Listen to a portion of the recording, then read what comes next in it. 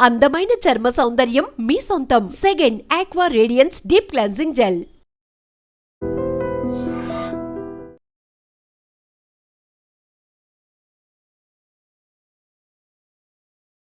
June first నుంచి మనకు కొన్ని రూల్స్ వచ్చినాయి. అవి తెలుసుకోకపోతే మాత్రం నిజంగానే ఇబ్బంది పడబోతున్నాం. కంపల్సరీగా ఈ 10 రూల్స్ ఖచ్చితంగా మనకు తెలిసి ఉండాలి. ఎందుకంటే డైలీ లైఫ్లో మనం వీటన్నిటినీ మనం వాడుతూ ఉంటాం కాబట్టి ఇవి తెలుసుకోవాల్సిందే. లేకపోతే ఫైన్ పడచ్చు, అంటే వట్టిగానే మనము ఫైన్లు కట్టాల్సిన పరిస్థితి వస్తుంది. సో అందుకని జూన్ 1 నుంచి 10 రూల్స్ మారినాయి. అవేందో తెలుసుకునే ప్రయత్నం ఇప్పుడు చేయబోతున్నాం. యాక్చువల్లీ కొత్త నెల వస్తున్నప్పుడు మనకు ఆబ్వియస్లీ జాబ్ చేస్తున్నాం అనుకోండి, శాలరీ వస్తుంది. అండ్ ఇంకోటి ఏంటంటే కంపెనీస్లో కొన్ని రూల్స్ ఎట్లయితే మారుతాయో గట్లనే మనకు కూడా అప్పుడప్పుడు అప్గ్రేడ్ అవుతున్నాయి రూల్స్. అందులో భాగంగానే ఇప్పుడు జూన్ నుంచి ఒక 10 రూల్స్ మనకు అప్డేట్ అయినాయి అనుకోవచ్చు. సో చాలామందికి ఇవి తెలియదు, తెలుసుకోకపోతే చాలా నష్టం. ఈ జూన్ నెలకి ఏకంగా 10 రకాల కొత్త రూల్స్ వచ్చినాయి. ఇప్పుడు వాటిని తెలుసుకునే ప్రయత్నం చేద్దాం, లేదంటే ఫైన్లు పడతాయి. ఫైన్ల నుంచి తప్పించుకోవాలంటే ఖచ్చితంగా మనకి రూల్స్ తెలిసి ఉండాలి. ఫస్ట్ ఏంటంటే కొత్త నెల వచ్చినప్పుడల్లా ఇప్పుడు సామాన్య అండ్ మధ్యతరగతి ప్రజలకు ఎట్లయితే టెన్షన్లు పెరుగుతూ ఉంటాయో వారికి ఏదో ఒక రూపంలో కొద్దిగా డబ్బు అందితే దాన్ని రకరకాల అంశాలుగా లాగేయడానికని ప్రయత్నిస్తూ ఉంటారు. సో ముఖ్యంగా విచిత్రమైన ఫైన్లు ఉంటాయి. వాటిని తెలుసుకోకపోతే మాత్రం అవి తీవ్రమైన నష్టాన్ని మనకు కలిగిస్తూ ఉంటాయి. ఆ ఛాన్స్ వాటికి ఇవ్వకుండా ఇప్పుడు జూన్ నెలకు సంబంధించి కొత్తగా ఒక 10 రూల్స్ వచ్చినాయి. అవేందో తెలుసుకునే ప్రయత్నం ఇప్పుడు చేయబోతున్నాం. ఫస్ట్ ఏంది, వంట గ్యాస్. రోజు గ్యాస్ లేనిది మనం వంటనే చేయలేం. దానికి సంబంధించిన రూలే ఇప్పుడు వచ్చింది. వంట గ్యాస్ సిలిండర్ల ధరల్లో మార్పులు వచ్చాయి. 19 కేజీల వాణిజ్య సిలిండర్ ధర ఇప్పుడు 24 తగ్గింది. జూన్ 1 నుంచి కొత్త ధర అమల్లోకి రాబోతోంది. ఇప్పుడు కమర్షియల్ సిలిండర్ ధర 1723. అయితే ఇళ్లలో వాడుకునే 14.2 కేజీల సిలిండర్ ధర మాత్రం మారలేదు. ఇది యాక్చువల్లీ కమర్షియల్ వాళ్ళకు ఒక రకంగా ఇదొక గుడ్ న్యూస్, అంటే తెలుసుకోవడానికి ఇది ఇన్ఫర్మేషన్ అన్నమాట. సిలిండర్ మీరు ఎప్పుడైతే తీసుకుంటారో అసలు మార్పు వచ్చిందా లేదా అనేది కూడా తెలుసుకోకుండా అట్లా వెళ్ళిపోతూ ఉంటాం. కానీ ఇప్పుడు అంటే వాణిజ్యపరంగా అంటే కమర్షియల్ సిలిండర్ ధర ఒక రకంగా గుడ్ న్యూస్ అనుకోవచ్చు. తగ్గింది 24 రూపాయలు. పెరగడమే తప్పించి మనం ఎప్పుడు కూడా తగ్గింపు అనేది మనం చూస్తూ ఉండం. అట్లాంటిది ఇప్పుడు కమర్షియల్ సిలిండర్ ధర 24 రూపాయలు తగ్గిందట. మనం యూజ్ చేసే ఏదే 14.2 కేజీల సిలిండర్ ధర ఏదైతే ఉంటుందో అది అట్లనే ఉంది, ఏమాత్రం మారలేదు. ఓకే, ఇప్పుడు ఎలక్షన్లు వచ్చినప్పుడు తగ్గుతూ ఉంటుంది కదా, ఇప్పుడు ఎలక్షన్ లేవు కాబట్టి పెద్ద తగ్గదు అన్నట్టు.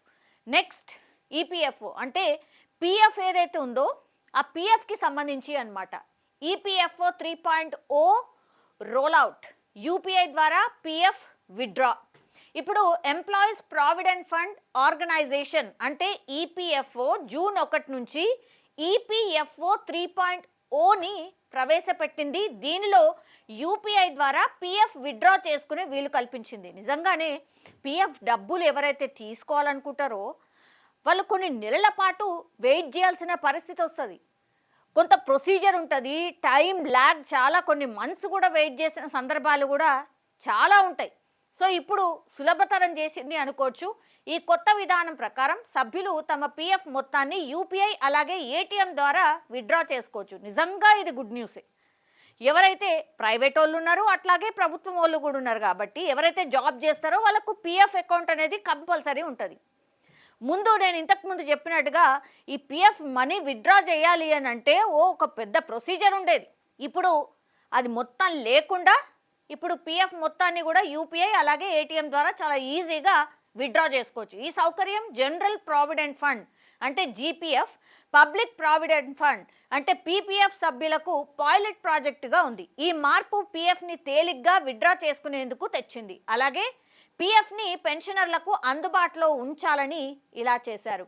నిజంగా ఇది చాలామంది ఈ రూల్కైతే హ్యాపీగా ఫీల్ అయి ఉంటారు. అమ్మయ్యా, అసలు ఆ డబ్బు విత్డ్రా చేసుకునే తలనొప్పి పోయిందిరా బాబు అనుకొని ఉంటారు దీనికైతే. నెక్స్ట్ యూపీఐ లావాదేవీల్లో అల్టిమేట్ బెనిఫిషియరీ పేరు ఎవరిది ఉంటుంది అనేది ఇప్పుడు ఒక upgrade. National payments corporation of India అంటే ఎన్పిసిఐ జూన్ 30 నాటికి యూపీఐ లావాదేవీల్లో అల్టిమేట్ బెనిఫిషియరీ పేరును చూపించడం తప్పనిసరి చేసింది. P2P అంటే పీర్ టు పీర్, P2PM అంటే పీర్ టు మర్చెంట్ లావాదేవీల్లో ఇకపై బ్యాంకింగ్ పేరు అంటే వ్యాలిడేట్ అడ్రస్ ఏపీఐ నుంచి తీసుకున్నది మాత్రమే యూపీఐ యాప్లో చూపిస్తుంది. క్యూఆర్ కోడ్లు, యూజర్ డిఫైన్డ్ పేర్లు కనిపించవు ఇక మీదట. దీనివల్ల లావాదేవీలు సురక్షితంగా జరుగుతాయి. ఈ రూల్ జూన్ 1 నుంచి అమల్లోకి వచ్చింది. అన్ని రకాల యూపీఐ యాప్లలో జూన్ 30 నాటికి ఈ కొత్త రూల్ అమల్లోకి వస్తుంది. యూపీఐ అనేది ఎంత కామన్ అయిపోయిందంటే అందరం కూడా యూజ్ చేస్తున్నాం యూపీఐకి సంబంధించి. ప్లీజ్ ఈ రూల్ మారింది, దయచేసి అసలు ఏంటి ఈ రూల్లో ఏం చెప్తున్నారు ఏంటి అనేది కూడా తెలుసుకునే ప్రయత్నం అయితే అందరూ చేయాల్సినటువంటి పరిస్థితి కనిపిస్తోంది. నెక్స్ట్ ఎంఎఫ్లపై కొత్త రూల్స్ అంటే మ్యూచువల్ ఫండ్ స్కీమ్లకు సంబంధించి సెబీ కొత్త కట్ ఆఫ్ టైంని ప్రవేశపెట్టింది. జూన్ 1 నుంచి ఆఫ్లైన్ లావాదేవీల టైం మధ్యాహ్నం 3 గంటలకు మార్చగా ఆన్లైన్ లావాదేవీలకు సాయంత్రం 7 గంటలకు మార్చింది. ఈ టైం దాటాక చేసిన ఆర్డర్లు అదే రోజుకి వర్తించవు, తర్వాతి రోజు పని దినానికి వర్తిస్తాయి. ఇది మ్యూచువల్ ఫండ్స్. ఈ మ్యూచువల్ ఫండ్స్ చాలామంది పెట్టుబడి కింద చూస్తున్నారు. అందులో భాగంగా చాలామంది ఈ ఫిక్స్డ్ డిపాజిట్ వైపు కాకుండా మ్యూచువల్ ఫండ్స్, ఈ జనరేషన్ వాళ్ళైతే మ్యూచువల్ ఫండ్స్లో పెట్టుబడులు పెడితే రిటర్న్స్ బాగా వస్తాయి, ఇట్లాంటి అవగాహన చాలా వరకు వచ్చింది. అందులో భాగంగానే ఇప్పుడు మ్యూచువల్ ఫండ్ స్కీమ్లకు సంబంధించి ఇది కొత్త రూల్. ఆధార్ కార్డ్ ఉచిత అప్డేట్. ఆధార్ కార్డ్కి సంబంధించిన అప్డేట్ అంటే మన అడ్రస్ మారినాం అనుకోండి, లేదంటే ఎవరైనా కొత్తగా పెళ్ళైన తర్వాత వాళ్ళకి పిల్లలు పుట్టినా అనుకోండి, ఇట్లా చాలామంది అప్డేట్ చేసుకోవడానికని నానా కష్టాలు పడుతున్నారు. చాలా రోజులు వెయిట్ చేయాల్సిన పరిస్థితి కూడా వస్తుంది. సో దానికి సంబంధించిన కొత్త రూల్ జూన్ 1 నుంచి 14 వరకు ఆధార్ కార్డు హోల్డర్స్ తమ వివరాలను ఉచితంగా అప్డేట్ చేసుకోవచ్చు. దానికి ఎంతో కొంత రుసుము ఏదో ఉంటుంది, అది అక్కర్లేదు, ఇది ఫ్రీ అన్నమాట. ఈ సౌకర్యం ఆధార్తో లింక్ చేసిన సేవలను ఎలాంటి ఇబ్బంది లేకుండా నిర్వహించడానికి వీలు కల్పిస్తుంది. అలాగే ప్రజలు కూడా తమ ఆధార్ వివరాలను తాజాగా ఉంచుకుంటారు. అయితే జూన్ 15 నుంచి ఆన్లైన్ అప్డేట్ కోసం 25 చెల్లించాలి. మీ సేవా కేంద్రంలో 50 తీసుకుంటారు. ఐ డోంట్ థింక్ సో ఇది 25, 57 ఉందండి, అసలు లేదనుకుంటా, ఇంకా చాలా ఎక్కువనే తీసుకుంటున్నారు. సరే, ఉచితంగా ఇచ్చిండ్రు కాబట్టి ఛాన్స్ జూన్ 1 నుంచి 14 వరకు దయచేసి ఈ ఆధార్ కార్డు అప్డేట్ కోసం ఎవరైతే వెయిట్ చేస్తున్నారో దాన్ని అప్డేట్ ఫ్రీగా చేసుకోవచ్చు. క్రెడిట్ కార్డ్ రూల్స్లో మార్పులు. క్రెడిట్ కార్డ్స్ కొల్లలుగా వాడుతున్నారు, ప్రతి వాళ్ళు క్రెడిట్ కార్డు వాడుతున్నారు. దానికి సంబంధించిన రూల్ మారింది. కొన్ని ప్రముఖ బ్యాంకులు క్రెడిట్ కార్డ్స్ రూల్స్ మార్చాయి. కోటక్ మహీంద్రా బ్యాంక్ జూన్ 1 నుంచి క్రెడిట్ కార్డ్ నిబంధనలు మార్చింది. ఈ మార్పులను బట్టి రివార్డ్ పాయింట్లు కావచ్చు, క్యాష్ బ్యాక్స్ ఛార్జీల్లో మార్పులు ఉంటాయి. ఆటో డెబిట్ ఫెయిల్ అయితే ఫైన్ పడవచ్చు. క్రెడిట్ కార్డ్ యూజర్లకు రివార్డ్ పాయింట్ల విషయంలో కొత్త కండిషన్స్ ఉంటాయి. ఇవి వారి ఖర్చులపై ప్రభావం చూపుతాయి. ఇంకా కార్డుల ద్వారా ఇంధనం కావచ్చు అండ్ యూటిలిటీ చెల్లింపులు చేస్తే అదనపు ఛార్జీలు పడవచ్చు. సో ఛార్జీల మోత మోగబోతోంది. ఎవరికైతే కోటక్ మహీంద్రా బ్యాంక్కి సంబంధించిన వాళ్ళు ఎవరైతే ఉన్నారో వాళ్ళకి మోతనే కనిపిస్తోంది. నెక్స్ట్ డ్రైవింగ్ లైసెన్స్ నిబంధనలు. దయచేసి ఇది అందరికీ వర్తిస్తుంది, ఇది ఒకసారి గమనించండి. జూన్ 1, 2024 నుంచి అమల్లోకి వచ్చిన డ్రైవింగ్ లైసెన్స్ రూల్స్ 2025లో కొనసాగుతున్నాయి. గుర్తింపు పొందిన ప్రైవేట్ డ్రైవింగ్ స్కూళ్లలో డ్రైవింగ్ టెస్టులు నిర్వహిస్తారు. తద్వారా ఆర్టీఓ దగ్గర మళ్ళీ టెస్టింగ్ అవసరం లేకుండా సర్టిఫికెట్ జారీ అవుతుంది. లైసెన్స్ లేకుండా డ్రైవింగ్ చేస్తే 2000 జరిమానా, మైనర్లకు 25,000 జరిమానా విధిస్తారు. ఈ రూల్ జూన్లోనూ కంటిన్యూ అవుతుంది. యాక్చువల్లీ 2024 జూన్ 1న వచ్చినటువంటి రూల్ దాన్ని 2025లో కూడా కొనసాగించబోతున్నారు. ఏ లైట్ తీసుకుంటామనంటే మాత్రం అంతే, ఇక 25,000 మైనర్లకు.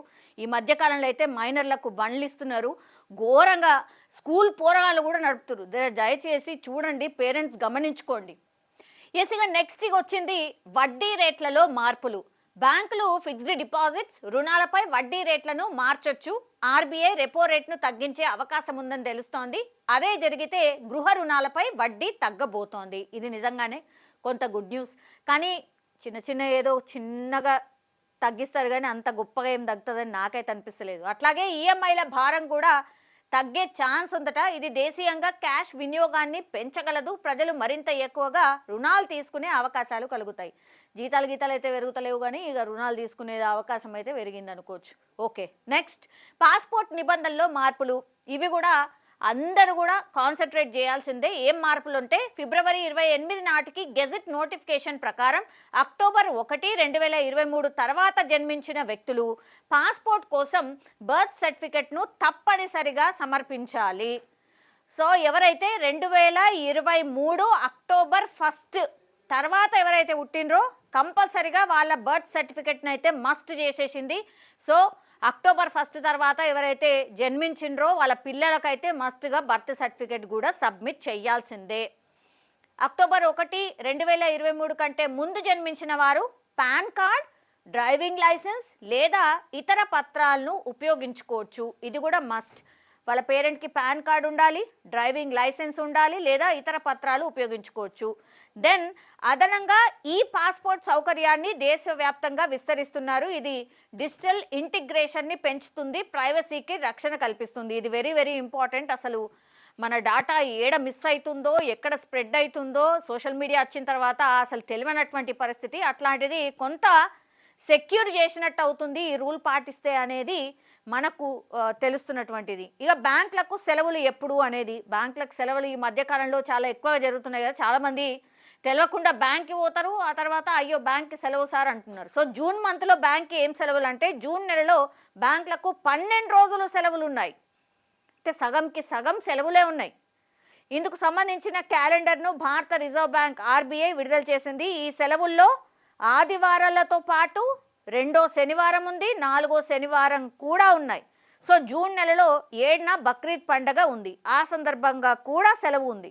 సో ఇది కొంచెం నోట్ చేసుకోండి. బికాస్ 12 రోజులు సెలవులు అంటే సగంకి సగం సెలవులే ఉన్నాయి.